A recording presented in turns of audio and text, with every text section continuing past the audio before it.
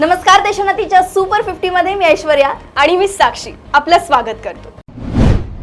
पुण्यातील संघटित गुन्हेगारांना पोलिसांचा धाक उरलेला नाही। सध्या पुण्यात गुन्हेगारीचं भयावह वास्तव पाहायला मिळतंय। येरवाड्यातील आरएस कंपनी टोळीने एका तरुणाचं अपहरण करून त्याला बेदम मारहाण केली आणि त्याचा व्हिडिओ चित्रित करून तो इंस्टाग्रामवर अपलोड केलाय। लोकसभेचे विरोधी पक्षनेते राहुल गांधी यांनी दिल्लीत पत्रकार परिषद घेत महाराष्ट्र आणि हिमाचल प्रदेशातील गत विधानसभा निवडणुकीतील वाढीव मतदारांची यादी सादर केली आहे। तर विशेष करून महाराष्ट्रातील मतदारांची आकडेवारी सादर करीत अनेक प्रश्नचिन्ह उपस्थित केले आहेत। यावेळी बोलताना त्यांनी महाराष्ट्रात लोकसंख्येपेक्षा अधिक मतदान झाल्याचे नमूद केले। राज्यातील मतदार यादीत केवळ 5 महिन्यात 39 लाख नवे मतदार समाविष्ट झाले असा दावा राहुल गांधी यांनी केलाय।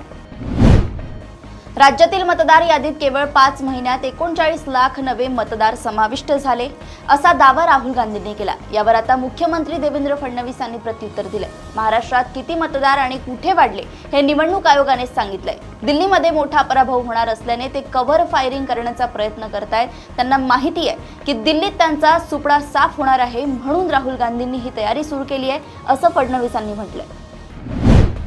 ऐन माघी यात्रेच्या तोंडावर चंद्रभागा नदी पात्रातील पाण्यात शेवाळे, जलपर्णी घाण झाले होते।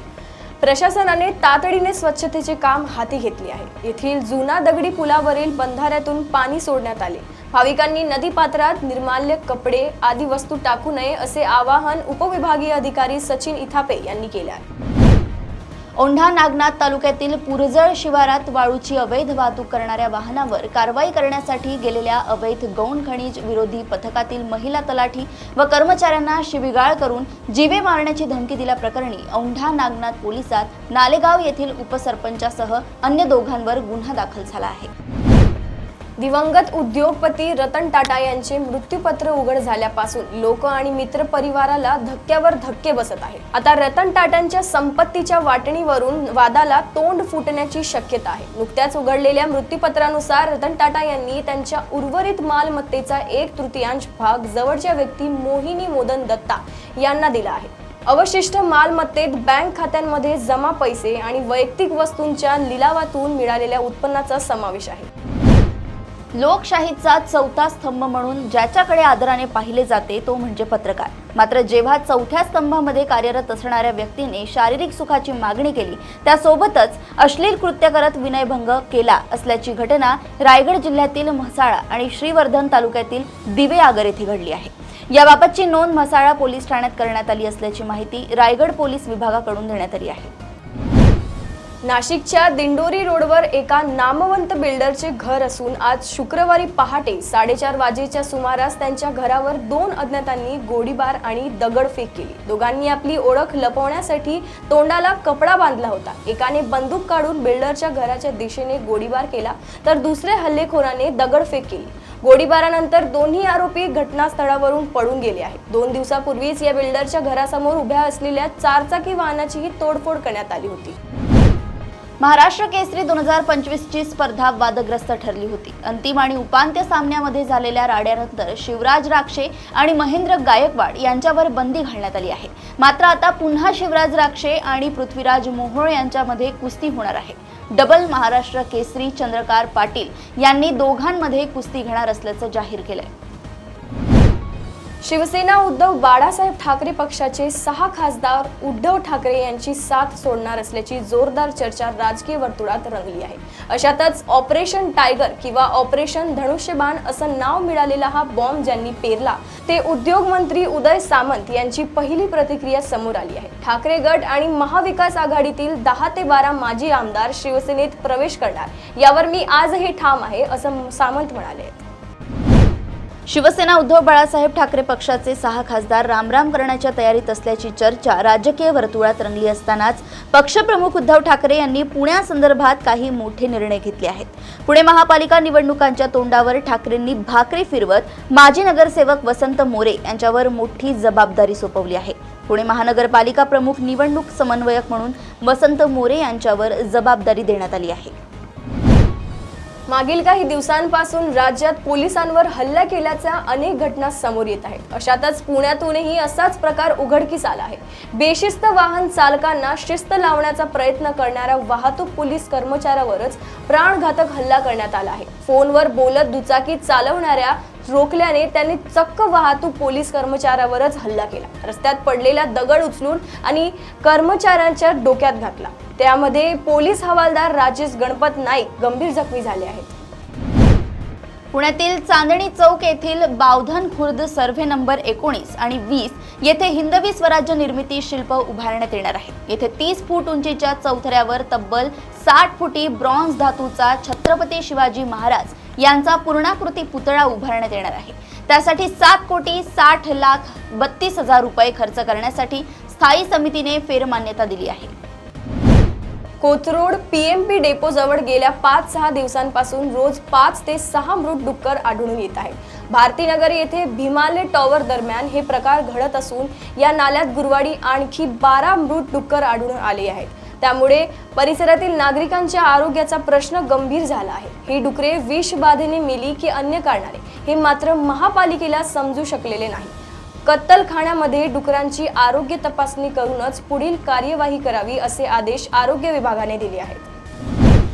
ठाणे, पालघर व रायगड जिल्ह्यातील घर खरेदीदारांना बिल्डरांकडून नुकसान भरपाईपोटी येणे असलेली 200 कोटींहून अधिक रक्कम वसुलीबाबत जिल्हाधिकाऱ्यांकडून हलगर्जी सुरू आहे. यामुळे महारेराचे अध्यक्ष मनोज सौनिक यांनी दिलेले आदेश कागदावर राहिले आहेत. मुंबई उपनगर जिल्हाधिकाऱ्यांनी संबंधित बिल्डरांची खाती गोठवण्याची कारवाई करण्याच्या दृष्टीने हालचाल करताच बिल्डरांनी महारेराच्या आदेशानुसार भरपाई दिली आहे. पवनचक्की कंपनीला खंडणी मागितल्या प्रकरणी वाल्मिक कराड याच्या विरोधात मकोका अंतर्गत गुन्हा दाखल करण्यात आला आहे. सरपंच संतोष देशमुख हत्या प्रकरणातही कराड याचा सहभाग असल्याचा आरोप करण्यात येत आहे. तर दुसरीकडे करुणा शर्मा यांनीही गंभीर आरोप केले आहेत. धनंजय मुंडे यांच्यासोबत वाद वाढल्यानंतर बीड येथील जिल्हाधिकारी कार्यालयात वाल्मिक कराड यांनी आपल्याला चुकीचा स्पर्श केल्याचा गंभीर आरोप करुणा शर्मा यांनी केला आहे. आदिवासी विकास मंत्री डॉक्टर अशोक उईके यांनी काही दिवसांपूर्वी गडचिरोली जिल्ह्याचा दौरा केला होता. यावेळी शासकीय आदिवासी आश्रम शाळांमधील असुविधांबाबत अनेक तक्रारी आल्या. त्यामुळे त्यांनी आदिवासी विभागाच्या अधिकाऱ्यांना एक रात्र आश्रम शाळांमध्ये स्वतः मुक्कामी राहून तेथील सुविधा आणि विद्यार्थ्यांच्या गुणवत्तेबाबत आढावा घेण्याचे निर्देश दिले. या निर्देशानुसार अप्पर आयुक्त कार्यालयातून सर्व प्रकल्प कार्यालयांतील मुक्कामी राहणाऱ्या अधिकाऱ्यांची यादी जाहीर झाली आहे. देश विदेशातील करोडो भाविकांचे श्रद्धास्थान असलेल्या साईबाबांचं शिर्डी गेल्या काही दिवसांपासून चर्चेत आहे. साई संस्थानामधील 2 कर्मचाऱ्यांच्या हत्येनंतर शिर्डी पोलिसांसह शासनाच्या विविध विभागाचे अधिकारी आता ऍक्शन मोडवर आलेत. शिर्डीतील विविध भागात 100 पोलिसांचा फौजफाटा फिरत असून रस्त्यावर विक्री करणारे भक्तांची अडवणूक करत त्यांना विशिष्ट दुकानातून वस्तू खरेदी करण्याची सक्ती करणारे कमिशन एजंट, अवैध प्रवास करणारी वाहने यांच्यावर कारवाई सुरू केली जाते. बॉलिवूड अभिनेता सैफ अली खान चाकू हल्ल्यातील आरोपी शरीफुल इस्लामच्या बोटांचे ठसे जुळले आहेत. सैफ अली खान प्रकरणातील ही माहिती मुंबई पोलिसांनी माध्यमांना दिली आहे. मुंबई पोलिसांच्या म्हणण्यानुसार सैफ अली खानवर हल्ला करणारा आरोपी शरीफुल इस्लामच्या बोटांचे ठसे तपासण्यासाठी पाठवण्यात आले होते. यातील काही बोटांच्या नमुन्यांचे अहवाल आल्याची माहिती पोलिसांनी दिली. या अहवालात काही बोटांचे ठसे जुळले असल्याचा उल्लेख पोलिसांनी केलाय. राज्य शासनाकडून सध्या पोलिसांच्या वसाहती आणि पोलीस कार्यालयांच्या इमारती नव्याने व अत्याधुनिक पद्धतीने बांधण्याचे काम सुरू आहे. विशेष म्हणजे कालच मुख्यमंत्री व उपमुख्यमंत्र्यांनी पिंपरी चिंचवडमध्ये पोलीस कार्यालयांच्या इमारतीचे भूमिपूजन केले. मात्र गेल्या 1.5 वर्षापासून धूळखात पडून असलेल्या साताऱ्यातील पोलीस कुटुंबियांसाठी बांधण्यात आलेल्या नव्या इमारतीचे उद्घाटन कधी होणार असा सवाल पोलिसांच्या कुटुंबियांनी पडलेला आहे. महाराष्ट्राची शैक्षणिक पंढरी असलेल्या पुण्यातील पोलीस उपनिरीक्षकाने लोणावळ्यात जाऊन आपलं जीवन संपवल्याची धक्कादायक घटना समोर आली आहे. लोणावळ्यातील टायगर पॉइंट लगत त्यांनी झाडाला गळफास घेतल्यानं पोलीस दलात मोठी खळबळ उडाली आहे. अण्णा गुंजाळ असं पोलीस उपनिरीक्षकाचं नाव असून त्यांनी नेमकी आत्महत्या का केली याबाबतचं कारण अद्यापही अस्पष्ट आहे. काँग्रेस नेते राहुल गांधी आणि विरोधक महाराष्ट्रातील विधानसभा निवडणुकीत झालेला दारुण पराभव स्वीकारण्याच्या मानसिकतेत नाहीत, अजूनही आलेले नाहीत. म्हणून आता ते मतदारसंख्येवर संशय घेत आहेत. खरं तर निवडणूक आयोगानं यापूर्वीच मतदार वाढीबाबत वारंवार स्पष्ट उत्तर दिली आहे. तरीही दिशाभूल करणारे आरोप करून लोकशाहीची बदनामी करण्याचा प्रयत्न त्यांच्याकडून सातत्याने केला जात आहे, असे चंद्रशेखर बावनकुळे यांनी ट्विट करत म्हटलंय. मोबाईलवर आलेल्या पीएम किसान योजनेची लिंक उघडल्यानंतर नाशिक जिल्ह्यातील अनेक शेतकऱ्यांच्या खात्यातून पैसे गायब झाले आहेत. या लिंकच्या माध्यमातून मोबाईल हॅक करून हॅकरने शेतकऱ्यांच्या खात्यातून पैसे गायब केले आहेत. मोबाईलवर पीएम किसान योजनेची फेक लिंक पाठवण्यात येते. बँक खात्याशी संलग्न मोबाईल फोन हॅक करून शेतकऱ्यांची फसवणूक करण्यात येते. एपीके फाईलच्या माध्यमातून ही फसवणूक करण्यात आली आहे. एपीके फाईल डाउनलोड करताच मोबाईलमध्ये विशिष्ट प्रोग्राम ऍक्टिव्ह होतो. टप्प्याटप्प्याने बँक खात्यातील रक्कम काढून घेण्यात येते. राज्यातील अनेक जिल्ह्यात बिबट्याचा लोकवस्ती शेजारील वावर चिंता वाढवणारा आहे. पण केवळ पिंजरे लावून बिबट्याची वाट पाहण्यात धन्यता मानण्यात येत नाही, तर दुसरीकडे बिबट्या मोठं कांड करून निघून जातो. भाजप नेते सुजय विखे पाटील बिबट्यांच्या वाढत्या हल्ल्याविरोधात आक्रमक झाले आहेत. त्यांनी बिबट्यांना मारण्याची परवानगी देण्याची मागणी केल्याने एकच खळबळ उडाली. ते आता हायकोर्टाचा पण दरवाजा ठोठावणार आहेत. आम आदमी पक्षाचे नेते गोपाल राय यांनी दिल्ली विधानसभा निवडणुकांच्या निकालावर भाष्य करताना आम आदमी पार्टीच पुन्हा सत्तेत येणार असल्याचा दावा केलाय. दिल्लीत आपला 50 पेक्षा जास्त जागा मिळतील असे गोपाल राय यांनी म्हटलंय. एक्झिट पोलच्या आधारे ऑपरेशन लोटसद्वारे निवडणूक जिंकण्याचा भाजपचा डाव आहे. मात्र आमचे सर्वच उमेदवार मतमोजणीच्या तयारीला लागले आहेत. दिल्लीत आम्हीच सरकार बसवू. भाजपला खरा चेहरा उद्या सर्वांसमोर असेल, गोपाल राय यांनी पत्रकारांशी बोलताना म्हटलंय. सरकारी नोकरीसाठी प्रयत्न करणाऱ्या उमेदवारांसाठी आनंदाची बातमी समोर आली आहे. कॉर्पोरेट व्यवहार मंत्रालयानं नोकरीसाठी अर्ज मागवले आहेत. IEPF अधिकारांतर्गत सल्लागार पदांच्या भरतीसाठी अर्ज मागवण्यात आले आहेत. इच्छुक उमेदवार mca.government.in वर 30 दिवसांच्या आत अर्ज करू शकतात. इच्छुक आणि पात्र उमेदवारांनी अंतिम मुदतीत अर्ज सादर करावेत असं आवाहन करण्यात आलं आहे. नेट सेट PhD धारक संघर्ष समितीने 20 फेब्रुवारीला पुण्यातील उच्च शिक्षण संचालक कार्यालयासमोर आंदोलन व 21 रोजी पुणे ते मुख्यमंत्री देवेंद्र फडणवीस यांच्या मुंबईतील निवासस्थानापर्यंत पदयात्रेचे आयोजन केले आहे. UGCच्या निर्देशानुसार 100% प्राध्यापक भरती करावी, तसेच CHB पद्धत कायमची बंद करून समान काम समान वेतन लागू करावे व विना अनुदानित महाविद्यालयांमध्ये कायमस्वरूपी पूर्णवेळ सहाय्यक प्राध्यापकांची नियुक्ती करावी. या प्रमुख 3 मागण्यांसाठी हे आंदोलन व पदयात्रांचे नियोजन केले आहे. महाराष्ट्र राज्य माध्यमिक व उच्च माध्यमिक शिक्षण मंडळामार्फत फेब्रुवारी-मार्च 2025 मध्ये घेण्यात येणाऱ्या माध्यमिक शालांत प्रमाणपत्र परीक्षेत गणित आणि विज्ञान या विषयांकरिता मंडळाच्या प्रचलित पद्धतीप्रमाणेच उत्तीर्णतेचे निकष असणार आहे. ज्या वर्षी या निकषात बदल होतील त्यावेळी मंडळामार्फत स्वतंत्ररित्या कळविण्यात येईल. याची नोंद सर्व शाळा मुख्याध्यापिका, शिक्षक, विद्यार्थी, पालक व अन्य संबंधित घटक यांनी घ्यावी, अशी सूचना महाराष्ट्र राज्य माध्यमिक व उच्च माध्यमिक शिक्षण मंडळाकडून देण्यात आली आहे. सेंट्रल बँक ऑफ इंडियाने झोन बेस्ड ऑफिसर पदांच्या भरतीसाठी अर्ज प्रक्रिया अधिकृतपणे सुरू केली आहे. इच्छुक आणि पात्र उमेदवार centralbankofIndia.co.in या अधिकृत वेबसाईटद्वारे ऑनलाईन अर्ज करू शकतात. Central bank of India ZBO भरती 2025 साठी अर्ज करण्याची शेवटची तारीख 9 फेब्रुवारी 2025 आहे. मुंबई महापालिकेचे दुय्यम अभियंता व कनिष्ठ अभियंता या पदांसाठीची परीक्षा फेब्रुवारी व मार्च महिन्यात होणार आहे. या परीक्षेसाठी IBPS कंपनीची नेमणूक झालेली आहे. मात्र तरीही या परीक्षेसाठी अधिकृत केंद्राऐवजी खासगी केंद्रांवर परीक्षा आयोजित करण्यात आली आहे. यामुळे परीक्षेत गैरप्रकार होण्याची भीती असल्याने खासगी परीक्षा केंद्रे बदलून अधिकृत TCS-ION केंद्रे देण्याची मागणी उमेदवारांमधून होत आहे. बुधवारी दुपारी अमृतसर विमानतळावर अमेरिकेच्या लष्करी विमानातून अमेरिकेतून हद्दपार करण्यात आलेल्या अमेरिकेत बेकायदेशीरपणे राहत असलेल्या 104 भारतीयांना मायदेशी आणण्यात आले. गुरुवारी संसदेतले वातावरण अमेरिकेतून हद्दपार केलेल्या भारतीयांच्या मुद्द्याने चांगलेच तापले. काँग्रेसपासून आम आदमी पक्षापर्यंत प्रत्येक विरोधी पक्षाने या मुद्द्यावर सरकारवर ताशेरे ओढले आहेत. रजेच्या वादातून एका सरकारी कर्मचाऱ्यानं 3 सहकाऱ्यांवर चाकू हल्ला केल्याची धक्कादायक घटना कोलकाता येथे घडली आहे. न्यू टाउनच्या तांत्रिक इमारतीतील तंत्र शिक्षण विभागातील कर्मचारी अमित सरकार यांनी सुरक्षा कर्मचाऱ्यांवर चाकूने हल्ला केला आणि नंतर ते शस्त्र घेऊन रस्त्यावरून चालत होता. अमित सरकारने केलेल्या चाकू हल्ल्यात विभागातील 4 कर्मचारी जखमी झाले असून त्यांच्यावर जवळच्या रुग्णालयात उपचार सुरू आहेत.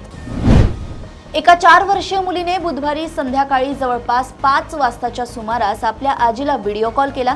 व्हिडिओ कॉल करून चिमुकलीने तिच्या आईचा मृतदेह पंख्याला लटकलेल्या अवस्थेत असल्याचं आपल्या आजीला दाखवलं. व्हिडिओ कॉलवर हे दृश्य पाहून सर्वांनाच धक्का बसला. पप्पांनी मम्मीला लटकवलं, मम्मी बोलत नाही असं चिमुकलीने व्हिडिओ कॉलवर बोलताना सांगितलं. ही खळबळजनक घटना उत्तर प्रदेशातील मुरादाबाद इथे घडली आहे. मध्य प्रदेशच्या ग्वालियरमधून अंगावर काटा आणणारी घटना समोर आली आहे. येथे जमिनीसाठीच्या कौटुंबिक वादातून रक्तरंजित थरार पाहायला मिळाला आहे. यामध्ये एकाला आपला प्राण गमवावा लागला असून 3 जण गंभीररित्या जखमी झाले आहेत. सुमारे 60 कोटी रुपयांच्या जमिनीचा वाद सोडविण्यासाठी यादव कुटुंब आणि जवळच्या नातेवाईकांच्या उपस्थितीत पंचायत बसली असताना ही घटना घडली. भारतीय रिझर्व्ह बँकेनं रेपो दरात कपात केली आहे. रेपो दरात कपात केल्यानं कर्जाच्या व्याजदरांवर थेट परिणाम होतो. त्यामुळे गृह कर्जापासून कार कर्जाचा मासिक कर्जाचा हप्ता कमी होण्याची शक्यता आहे. गेल्या 5 वर्षात पहिल्यांदाच आरबीआयनं रेपो दर कमी केलाय. यापूर्वी मे 2020 मध्ये रेपो दर 4% कमी करण्यात आला होता. तिमाही पतधोरण निश्चित करण्यासाठी 5 फेब्रुवारी ते 7 फेब्रुवारी दरम्यान आरबीआयच्या पतधोरण समितीची बैठक झाली. या बैठकीत घेण्यात आलेला निर्णय पतधोरण समितीचे पदसिद्ध अध्यक्ष तथा आरबीआयचे गव्हर्नर संजय मल्होत्रा यांनी जाहीर केलाय. भारतातील आघाडीची आयटी कंपनी इन्फोसिसने त्यांच्या म्हैसूर कॅम्पसमधील 400 प्रशिक्षणार्थी कर्मचाऱ्यांना काढून टाकण्याचा निर्णय घेतला आहे. कंपनीचे म्हणणे आहे की हे प्रशिक्षणार्थी कर्मचारी सलग 3 प्रयत्नातही मूल्यांकन चाचणी उत्तीर्ण होऊ शकले नाहीत. दरम्यान इन्फोसिसने ऑक्टोबर 2024 मध्ये सुमारे 1000 प्रशिक्षणार्थी कर्मचाऱ्यांची नियुक्ती केली होती. दिल्ली विधानसभा निवडणुकीचे निकाल उद्या 8 फेब्रुवारी रोजी लागणार आहे. याच्या 1 दिवस आधी राजधानीत राजकीय हालचालींना वेग आलाय. म्हणजेच आज नायब राज्यपालांच्या सूचनेनंतर लाचलुचपत प्रतिबंधक ब्युरोचे पथक माजी मुख्यमंत्री आणि आपचे राष्ट्रीय संयोजक अरविंद केजरीवाल यांच्या घरी पोहोचले आहे. अमेरिकेचे राष्ट्राध्यक्ष डोनाल्ड ट्रम्प यांच्या आदेशानंतर अवैध भारतीय स्थलांतरितांना US लष्कराच्या विमानाने मायदेशात पाठवण्यात आले. या सर्व भारतीयांच्या हात आणि पायात बेड्या घालण्यात आल्या होत्या. याचे फोटो आणि व्हिडिओ सर्वत्र व्हायरल होत आहेत. या विरोधात पद्धतीवर आज जम्मूतील शिवसेना कार्यकर्त्यांनी तीव्र निदर्शने केली. यासोबतच भारतानेही बेकायदेशीरपणे वास्तव्यास असलेल्या रोहिंग्या निर्वासितांना लवकरात लवकर देशाबाहेर काढावे अशी मागणीही केली. भारतीय सैन्याने जम्मू काश्मीरमध्ये मोठी कारवाई केली असून भारतीय सैन्याने 7 पाकिस्तानी घुसखोरांना ठार केले आहे. यामध्ये 2 ते 3 पाकिस्तानी लष्करी सैनिकांचाही समावेश असल्याचा दावा करण्यात येतोय. ही घटना 4 फेब्रुवारीच्या रात्री घडली आहे. मिळालेल्या माहितीनुसार ही घटना पुंछ जिल्ह्यातील कृष्णा व्हॅली जवळ घडली आहे. घुसखोरांचा उद्देश भारतीय चौकीला लक्ष्य करणे होता. भारतीय लष्कराच्या जवानांनी पाकिस्तानच्या बॉर्डर ॲक्शन टीमवर हल्ला केला. ही टीम सीमापार कार्यवाही तज्ज्ञ आहे. वाराणसीच्या भेलूपूर येथे 3 महिन्यापूर्वी झालेल्या एकाच कुटुंबातील 5 लोकांच्या हत्येतील आरोपीला पोलिसांनी अटक केली आहे. घटनेपासून यातील मुख्य आरोपी विशाल गुप्ता फरार होता. पोलिसांनी विशालला त्याचा भाऊ प्रशांतसह अटक केली आहे. या दोन्ही भावांनी आई वडील आणि आजोबाच्या हत्येचा बदला घेण्यासाठी नियोजनपूर्वक त्यांचे चुलते राजेंद्र गुप्ता आणि संपूर्ण कुटुंबाची हत्या केली. अमेरिकेतील जॉर्जिया येथील 68 वर्षीय सिल्वेस्टर फ्रँकलिन यांना ड्रिल मशीन हवे होते. त्यांनी चीनमधील एका ऑनलाईन ई-कॉमर्स साईट अली एक्सप्रेसवर ड्रिल मशीन पाहिले. त्याची खातरजमा केल्यावर त्यांनी $40 म्हणजे 3400 रुपयांहून अधिक रक्कम मोजली. पार्सल सुद्धा घरी आली. पण पार्सल उघडताच त्यांना धक्का बसला. त्या पार्सलमध्ये ड्रिल मशीन तर होती, पण केवळ फोटोत. कंपनीने त्यांना केवळ ड्रिल मशीनचा फोटो पाठवला होता. छावा या चित्रपटाचा ट्रेलर प्रदर्शित झाल्यानंतर त्यातील एका सीनवरून वाद निर्माण झाला होता. आता यावरून विक्की कौशलने मौन तोडले आहे. चित्रपट प्रदर्शित होण्यापूर्वी विक्की गुरुवारी छत्रपती संभाजीनगरमध्ये गेला होता. तेथे माध्यमांशी बोलताना तो म्हणाला, शिवगर्जनेशिवाय आम्ही शूटिंगची सुरुवात केली असेल असा एकही दिवस नव्हता. चित्रपटात महाराजांच्या लेझिमचा प्रसंग फक्त 20 ते 30 सेकंदाचा होता. तो कथेचा भाग नव्हता, पण महाराष्ट्राची संस्कृती जगभरात पोहोचावी म्हणून तो सीन त्यात समाविष्ट करण्यात आला होता असं त्यांनी म्हटलंय.